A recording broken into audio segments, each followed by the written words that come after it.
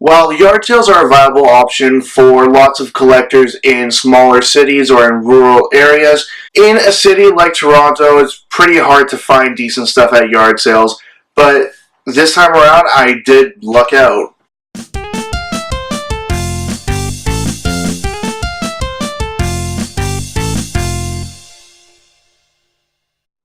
Hey everyone, so I kind of have a backlog of a bunch of stuff that I've been picking up over the last few weeks. For this video, I wanted to take a look at a couple things I found while yard sailing here in Toronto. Basically, a couple weeks ago, there was a massive community yard sale all across East York. What happened was that all along the Danforth is a major street here in Toronto, in the East End that is, and all along all these side streets there were multiple yard sales happening pretty much all throughout the day a couple of weekends ago, and I found out a little bit too late. By the time that I found out, it was already 11, so pretty much near noon time, so lots of people had been set up for 3 to 4 hours already at that point, but I did manage to find something still. So I think that I'm going to start out with the first thing that I found is pretty much what made me continue looking for more and more stuff.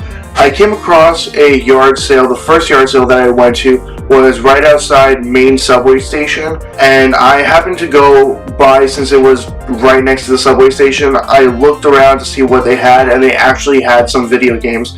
But at this point, they had already sold most of everything that they had, including some PS1 games, which really sucked. The guy said that he had a copy of Final Fantasy VII as well, and he had sold everything for like $50, but he had a decent amount of stuff. So that kind of sucks, but I did manage to grab these two games for just $5, which is an amazing deal. First game is Tomb Raider for the 360. He originally had this priced at $10, and the other game that I got, which I'm really happy that I got, actually can trade this towards something, Luigi's Mansion Dark Moon, and this one here was complete as well. So very happy to be able to find those, and because I found those, it pretty much pushed me to go and look at more yard sales and see if I could find anything else that really interested me. Moving on from there, the next item that I found was a record. It was from this yard sale that an old man was running. He was just in his wheelchair, and he had basically just opened up his garage to everybody to look through. And I happened to find a whole bunch of records. There was a box of records underneath a whole bunch of other boxes, but the only one in there that kind of interested me was this here, and I paid just $2 for this. It's Elton John's Caribou, and this one on here says that originally at some point it was at 666 Spadina Avenue here in Toronto. I can't think of what would have been at that address, but I do think that it would have been near somewhere around Bloor and Spadina, and I'm just trying to think of what might have been there. But yeah, it was still nice to see a decent record and in great condition as well. It had both the outer cover and the inner cover as well with the lyrics on the back there. Very happy to find that for just $2. And then moving on from there, I went to another sale that was just down the street from there, and I happened to find some comic books. And while the prices weren't amazing, the comics were halfway decent. So I asked him what his price was on a couple of different comics, and he pretty much wanted $5 to $10 for everything. I ended up getting this comic out of him for $3. It is The Amazing Spider-Man number 306, and I really don't follow Spider-Man comics all that much, and I don't really know if this is even a decent one. But the main reason why I grabbed it is because it is an homage to the Action Comics #1 cover where Superman lifts a car up over his head. Now, moving on from there, the last items that I got yard sailing on that weekend, I went to the last sale that I went to on that day.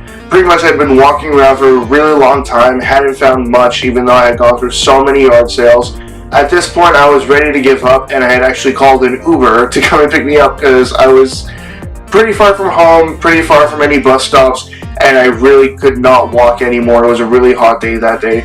So I called for an Uber to come pick me up, and I happened to go by one final sale, and I found these here. Nothing amazing, but I got some Lego vehicles here. I don't recognize what sets they are from, but I got all of these for $8 for all the pieces here. First up is this like fire safety pickup truck something like that. I don't know if any other things came with this originally, but it was still in pretty decent condition. It's missing a few pieces, but I'll try to see if I can, complete these in some way. The next vehicle was this little, I want to call it like a dune buggy or something. It has giant rubber wheels. I have actually most of these pieces to be able to build one of these on my own, but I did not have, obviously, this piece here with some kind of logo on it.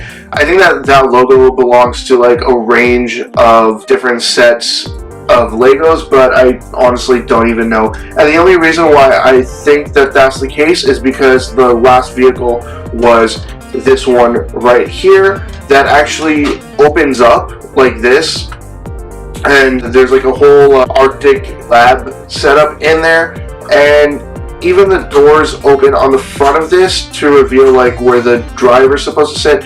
I can't open it right now because my nails, like I have really short nails. But inside there's also another minifigure. But yeah, this one was in really decent condition, and it included this like step ladder thing on the side there. It was in really good shape, and I thought altogether for like $8, pretty decent price.